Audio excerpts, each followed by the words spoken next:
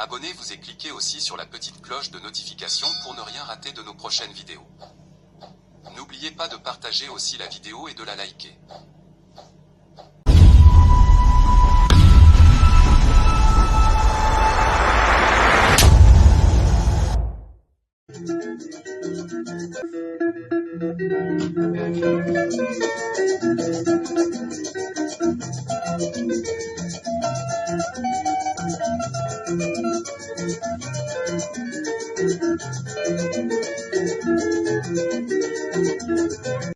Bonjour, suivez Afro Congo News Sport.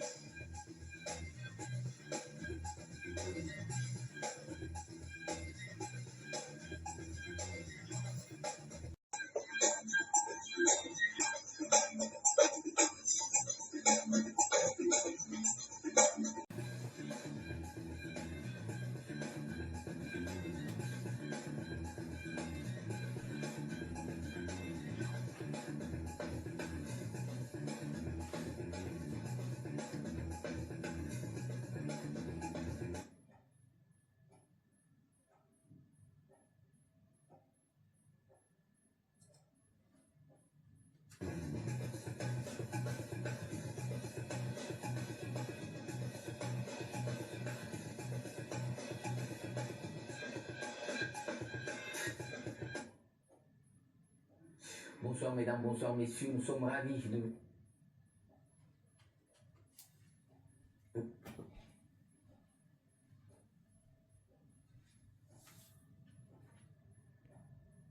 la télévision numérique Digital Congo. Il est 19h à Kinshasa, 1 heure de plus dans la partie est de la République démocratique du Congo. Vous êtes bel et bien sur Digital Congo pour suivre l'actualité sportive en République démocratique du Congo, mais en dehors du pays aussi. Nous sommes le mercredi 3 décembre 2025. Cette édition de Digital Sport connaîtra deux invités qui nous parleront d'un tournoi qui va commencer à partir du 12 décembre prochain.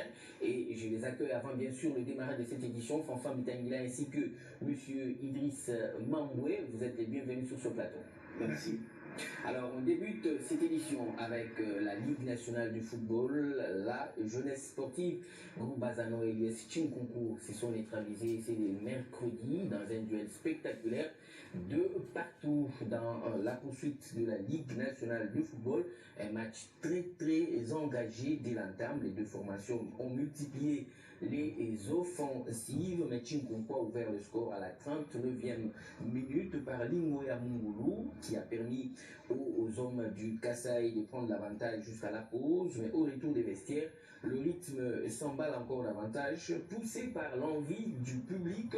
Bazano revient par l'entremise de Ngampani Moba à la 56e minute sur penalty et 4 minutes plus tard, Bazano marque le deuxième but de la rencontre, mais Chinkonkou n'avait pas encore dit son dernier mot. Ils sont revenus bien sûr les joueurs de Chinkonkou à 2 buts partout avant bien sûr la fin de la rencontre. Si chacune des deux équipes pour nourrir quelques regrets, Bazano pour ne pas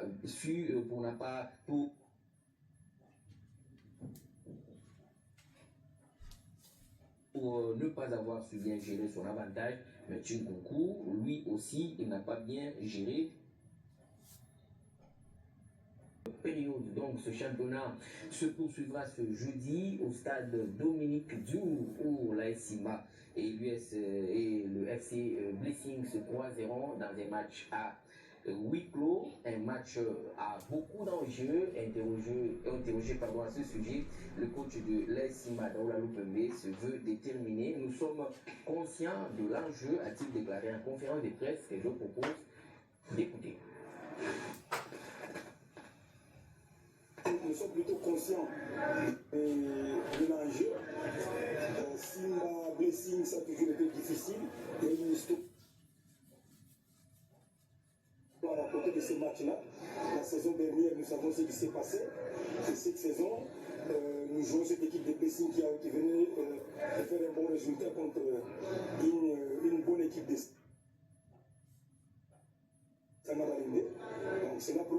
des arguments. Ils ont des arguments à faire valoir. Et au-delà de ces derbies, il y a ce côté technico-tactique qu'on doit toujours prendre au sérieux parce que Blessing a du poids, de la valeur. C'est un championnat avec plus ou moins 30 matchs. Donc ça ne se gagne pas des sitôt. Et c'est vrai, c'était un match qui allait nous propulser un peu plus haut au classement. Nous le regrettons amèrement, mais nous pensons que ça peut constituer aussi un élément de motivation. Donc nous sommes rentrés au labo, on a essayé de checker ce qui a été négatif et ce qui a été positif pour pouvoir rebondir. Donc nous avons l'occasion de le faire demain. Donc si nous, on ne veut pas accepter la défaite, Blessing aussi. Mais après, tout ce que nous disons aussi, ce sont des paroles. Nous devons traduire ces paroles-là en actes. Ça ne sera pas facile. C'est un match, c'est un derby c'est gagne, ça ne se joue pas. Nous allons essayer de mettre les ingrédients pour essayer de gagner. Et ce qui nous importe beaucoup plus, ce sont les 3 points. Autre rencontre à suivre ce jeudi, le CS Don Bosco sera opposé au FC Tanganyika au stade TP Mazembe de Lubumbashi à la veille de cette rencontre très attendue. Les 2 entraîneurs étaient face à la presse. Ils ont répondu aux questions des journalistes, livrant leurs impressions, leurs ambitions et leurs derniers réglages effectués avant bien sûr ce duel attendu.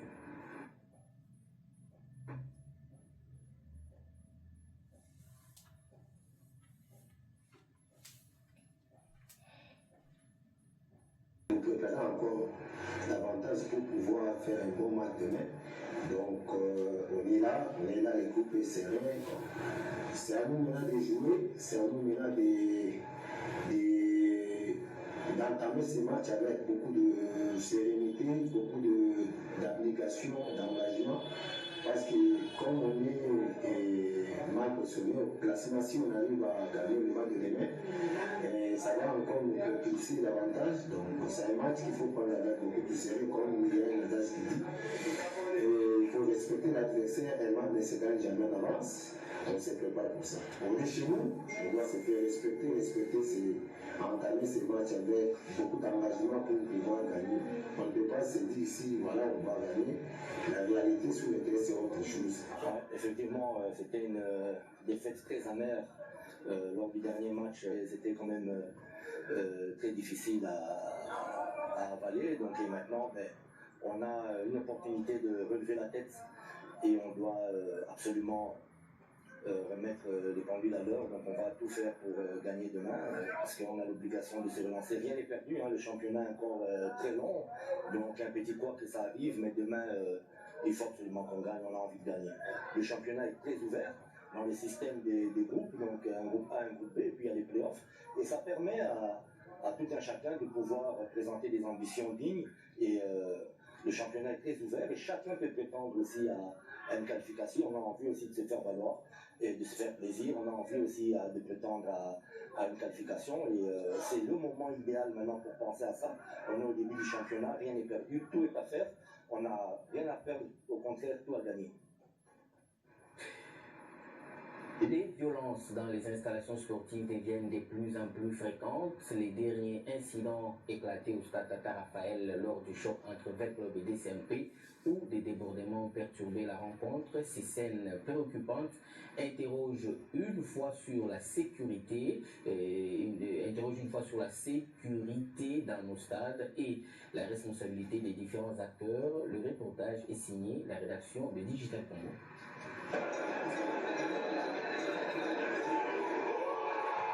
En République démocratique du Congo, la saison sportive de la Ligue nationale de football est une fois de plus entachée par des scènes de violence à répétition. Dans plusieurs stades du pays, l'ambiance festive du football laisse trop souvent place au débordement. Jets de projectiles, envahissement de terrain, agression contre arbitres et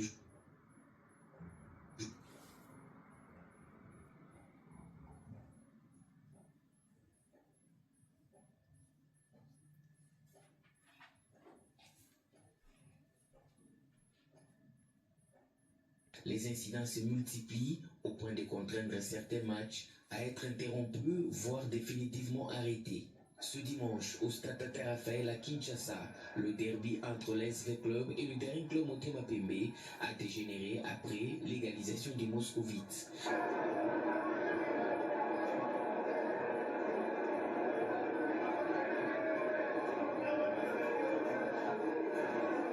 Un nouvel épisode qui vient s'ajouter à une longue série. Académie au stade Joseph Kabila Kabange, autrefois utilisé pour accueillir le derby louchois, est devenu à son tour un foyer de tension. Le dernier incident remonte à la rencontre entre le FC Tanganyika et la Simba de Kolwezi. Même constat à Kolwezi. Le stade Dominique Diour est désormais considéré comme l'un des environnements les plus hostiles du championnat. Certains supporters n'hésitent plus à parler d'un véritable enfer où même le diable a du mal à s'en sortir. Au cœur de ces violences, une passion excessive, des infrastructures vieillissantes, des dispositifs de sécurité insuffisants et surtout un manque de fermeté dans l'application des sanctions disciplinaires. Face à l'escalade, la FECOFA et la LINAFOOT appellent au calme. Les instances promettent des mesures plus strictes afin de protéger joueurs, arbitres, officiels et de préserver l'image du football congolais. Mais en attendant des réformes profondes, le championnat se poursuit dans une atmosphère électrique car si l'amour du football reste intact en RDC, les violences qui l'entourent désormais menacent l'avenir même de la compétition.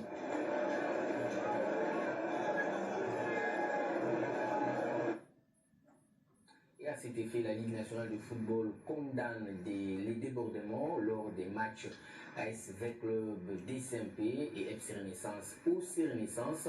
Jets de projectiles, envahissement de terrain et altercations ont mis en danger joueurs officiels et spectateurs. Pour éviter toute récidive, les prochains matchs de ces clubs se joueront à huis clos jusqu'à nouvel ordre. La Ligue nationale de football appelle les supporters, clubs et autorités à la responsabilité et au fair play pour préserver l'image du football congolais. Autre incident, c'est le milieu de terrain du tout-puissant Mazembe, Passia Mwamba, qui a été victime d'un grave accident dans la nuit de mardi à mercredi 3 décembre. Selon plusieurs sources, la blessure serait survenue lors d'un match loisir dans son quartier en dehors de tout cadre professionnel.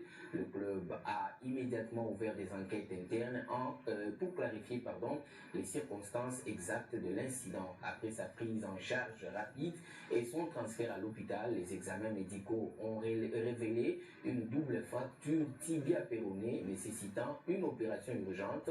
Le staff médical du tout-puissant Mazembe a organisé son transfert vers un centre spécialisé afin d'assurer des soins adaptés et un suivi complet. Le TPM exprime sa solidarité à Passia Mwamba et réaffirme son engagement à l'accompagner à chaque étape de sa convalescence. L'actualité, c'est aussi la Coupe d'Afrique des Nations. Plusieurs sélections rendent déjà publique leur liste pour les joueurs retenus pour la phase finale. C'est notamment le cas de la République démocratique du Congo qui a rendu aussi la sienne le lundi dernier. Mais cette liste crée des polémiques pour certains observateurs et supporters. Il y aurait de la place pour davantage de talents locaux qui mériteraient d'être intégrés à l'équipe nationale. D'autres défendent la position de la sélection, rappelant que la sélection se mérite et doit répondre aux exigences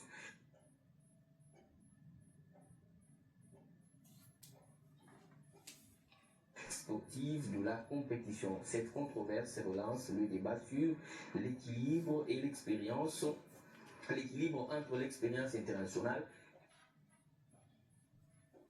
dans la composition des équipes nationales. Suivi tour à tour, François Claude Kaboulou Kaboulou, Christopher Chitamba et Guilhem Boba qui émettent leur avis quant à ce. Non, d'abord, la Confédération africaine de football donne des chiffres. C'est pour des raisons d'organisation. C'est un titre indicatif. Et après, chaque entraîneur compose son équipe. Parce qu'on sait la République démocratique du Congo, décembre, a aligné une liste de 26 joueurs. Ça me semble équilibré. Il y a 3 gardiens de but, il y a 8 défenseurs.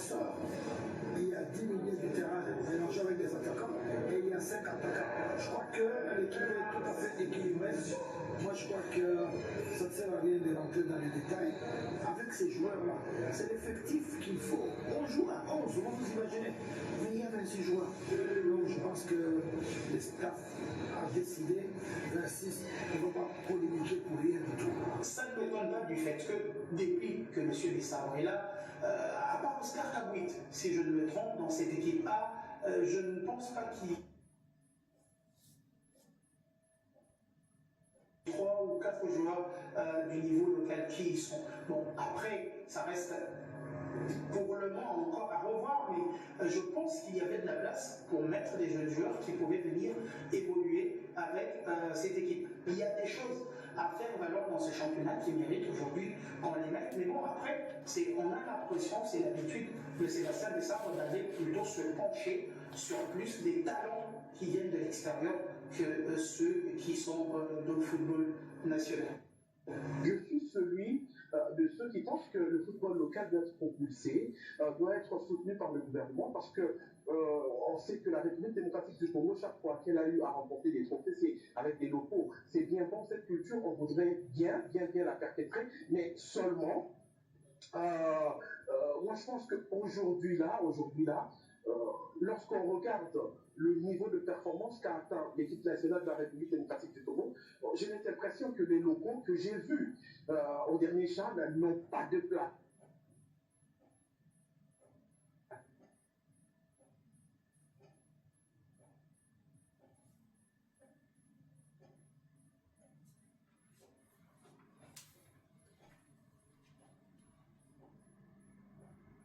Je ne sais pas quel est ce joueur local aujourd'hui qui va occuper un poste ou dans un compartiment de l'équipe nationale. Moi, je pense que pour l'instant, j'ai beaucoup de respect pour les locaux. Je voudrais bien qu'ils soient propulsés.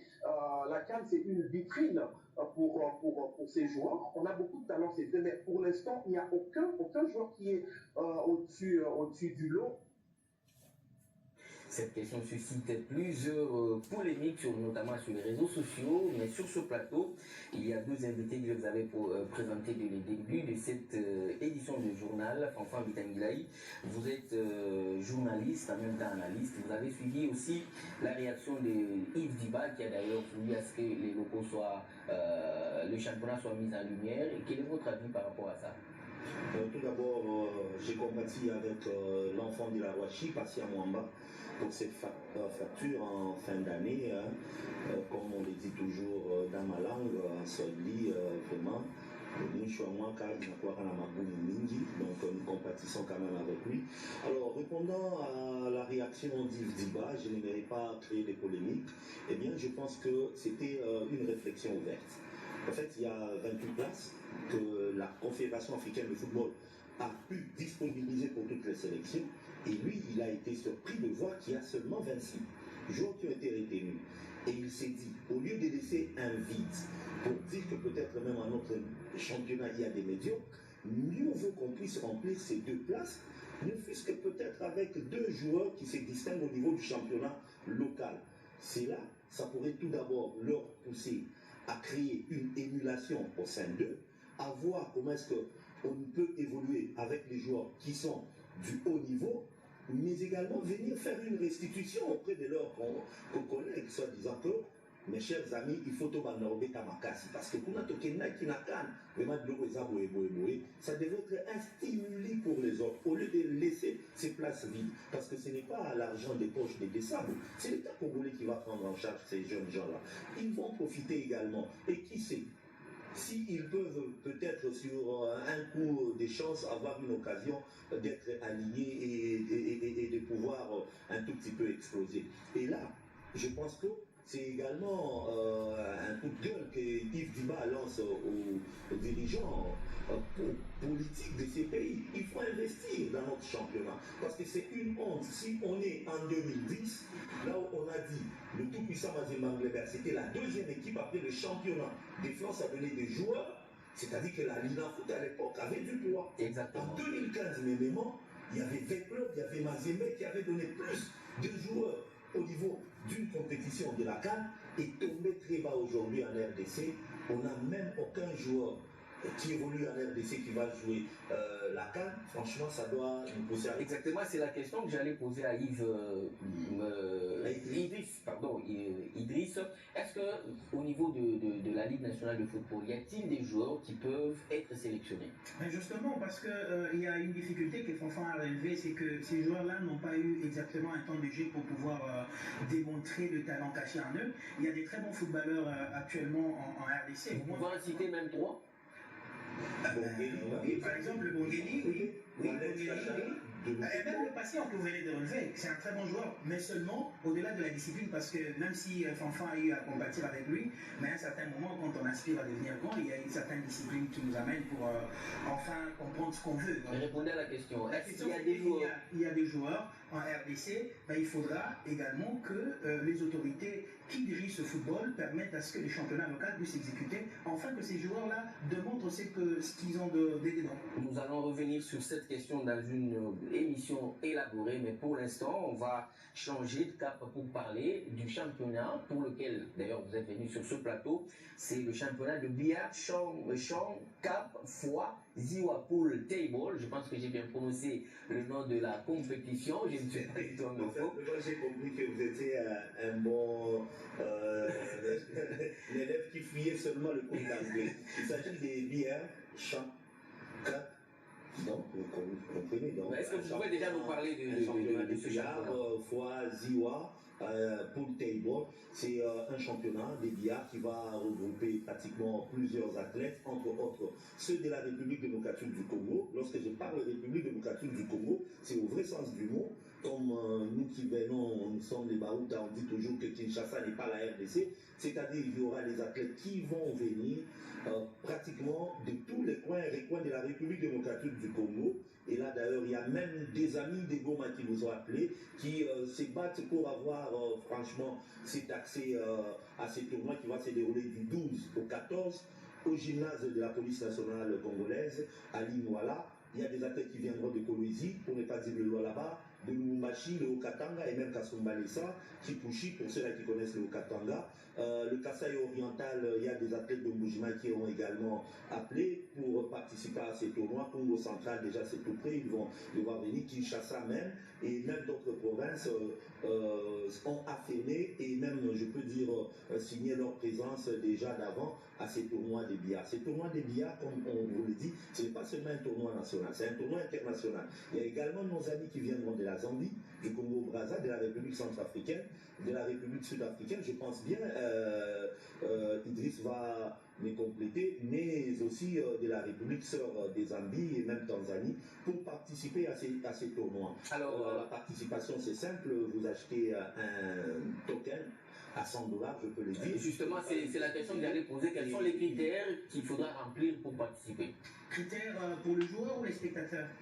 D'abord pour les équipes qui viendront participer. Très bien. Bon, en fait, forcément, on n'a pas voulu parler en termes d'équipe, hein, parce que déjà, ce sont deux jeunes consciencieux et passionnés de ces disciplines sportives, bien évidemment, parce qu'on va dire que le billard est parmi désormais les disciplines sportives, à l'occurrence de Ilunga Wankulu Ardan, des Ziwapol Table, ainsi que Niki Kabamba de Billard Champ Cup, qui organisent bien évidemment ce tournoi pour permettre à ces jeunes talents qui aiment jouent au billard mais qui n'ont pas forcément la possibilité de montrer justement leur talent pour finalement mettre en exergue justement leur capacité. Alors c'est 12, 13, 14 décembre 2024 à la salle du gymnase PNC à Lingola, bien évidemment comme on l'a dit. Ça va devoir permettre à ce jeune-là, vous jouez au billard et que vous voulez tenter votre chance parce qu'il y a un prix qui est mis en jeu, c'est-à-dire un véhicule pour celui qui va devoir être champion.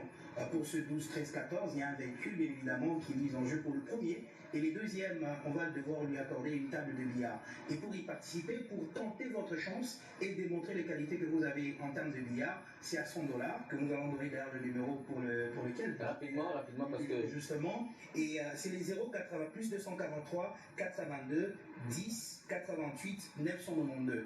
Plus 243 422 10 88 992. Vous contactez à ce numéro-là Voilà, vous avez non seulement la possibilité de vous enregistrer pour pratiquer, mais aussi d'accéder à la salle, n'est-ce pas? Parce qu'il y a des gens qui préfèrent aussi voir les spectacles, parce qu'il y aura un spectacle, c'est dans une salle, c'est à 10 000 francs seulement, et que si vous appelez à ce numéro-là, on va vous donner plus de détails, parce que vous l'avez dit qu'il y aura... Tout à fait. Nous allons y revenir dans nos prochaines interventions. Fanfan, rapidement, est-ce qu'il y a-t-il un message à lancer à tous ceux qui l'ont? Il faudrait savoir que c'est pratiquement sous la bénédiction également de la Fédération congolaise des billard, FECOBI, qui est dirigée par Paul Bilen. C'est donc une compétition qui a également une cotation au niveau de la Fédération internationale des billards. Et d'ailleurs, je pense bien, si tout va bien en avant, il y aura des formateurs. Donc il y a beaucoup d'intérêt à venir pour participer à cela. Nous invitons également les parents à venir avec les enfants parce qu'il y aura des instructeurs. Aujourd'hui, il y a des gens qui sont en train d'évoluer avec le billard entre guillemets de la rue, mais là, on aura la chance de voir des enfants qui seront formés. Et l'adresse, on vous répète une fois de plus, c'est le gymnase de la police nationale congolaise à partir du vendredi de la semaine prochaine. Et c'est là, de 10h jusqu'à tard dans la nuit. Donc, les enfants seront déjà en vacances de Noël et nous invitons déjà Digital Congo pour venir nous accompagner pour que ça soit un tout petit peu grandiose comme la Lina Foot à l'époque. Hein. Merci beaucoup. C'est sur cette note que nous allons refermer complètement cette édition du Digital Sport. Merci à vous de nous avoir suivis avec passion et fidélité. On se retrouve très prochainement dans un autre numéro.